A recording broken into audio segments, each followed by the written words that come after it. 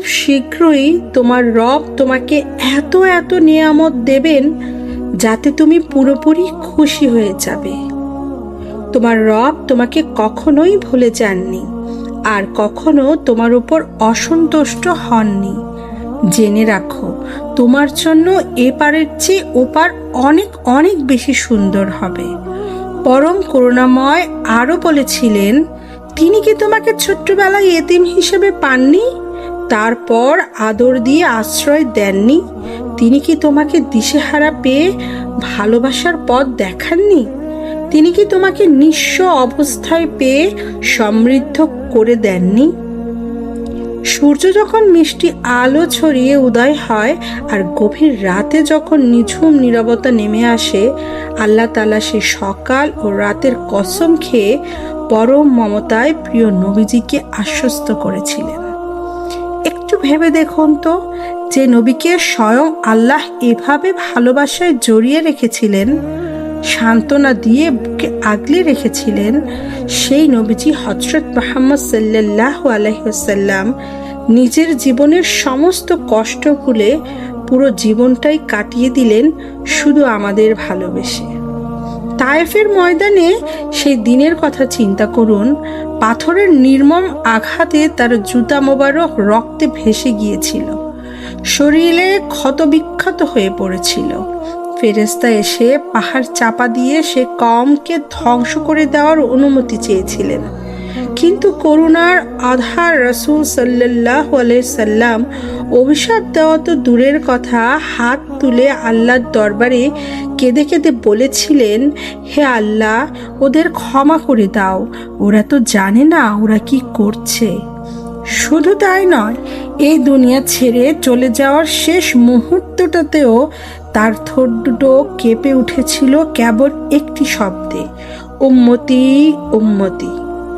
এমন একজন দয়ার সাগরের আগমনের দিন এই পবিত্র মিলাদুন্নবীতে তার প্রতি আমাদের ভালোবাসা কেমন হওয়া উচিত?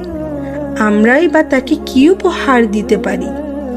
নবীজি সাল্লাল্লাহু আলাইহি সাল্লাম আমাদের কাছে কোনো জাগতিক জিনিসের আয়োজন চান না।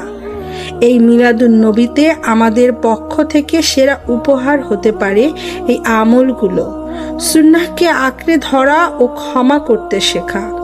সূরা আদ-দুহায় আল্লাহ যেমন আদেশ করেছেন, তুমি এতিমের প্রতি কঠোর হও না আর সাহায্যকারীকে ধমক দিও না, রবের নিয়ামতের কথা প্রকাশ করো, ঠিক তেমনি আমাদের জীবন নবীজির সেই মহান চরিত্র আর ক্ষমাশীল সুন্নাহ বাস্তবায়িত করাই হলো সবচেয়ে বড় উপহার।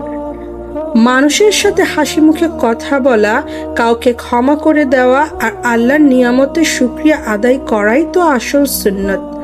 আমরা অবশ্যই নবীজির সুন্নতগুলো পালন করার চেষ্টা করব। তিনি যা করতেন তা করার চেষ্টা করব এবং তিনি আমাদের যা নিষেধ করেছেন আমরা তা থেকে অনেক দূরে থাকব।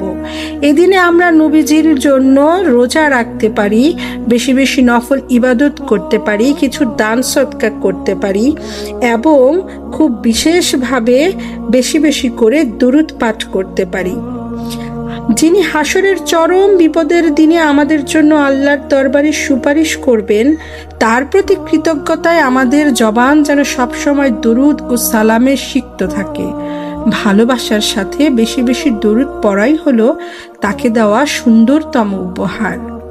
কেবল আনুষ্ঠানিক উদযাপনে নিজেকে সমৃদ্ধ না রেখে আজকের এই দিনে আমরা অঙ্গীকার করি আমাদের চলমান এবং আমাদের ব্যবহার ও হৃদয়ের সবটুকু যেন নবীজি সাল্লাল্লাহু আলাইহি সাল্লামের সুন্নত ও ভালোবাসাকে বাঁচিয়ে রাখে।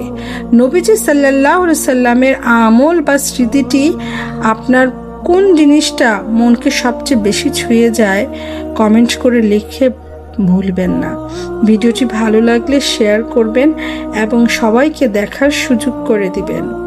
ভালোবাসার বার্তাটি যদি সবাইকে পৌঁছিয়ে দেন তাহলে নিশ্চয়ই আরও সবাই নবীজির সুন্নত পালনে খুব আগ্রহী হবে, কারণ আমরা নবীজির সুন্নত পালন করলেই তার সাথে নিশ্চয়ই আমাদের একদিন দেখা হবে। আজকে এ পর্যন্তই। আল্লাহ আপনাদের সকলকে ভালো রাখুন।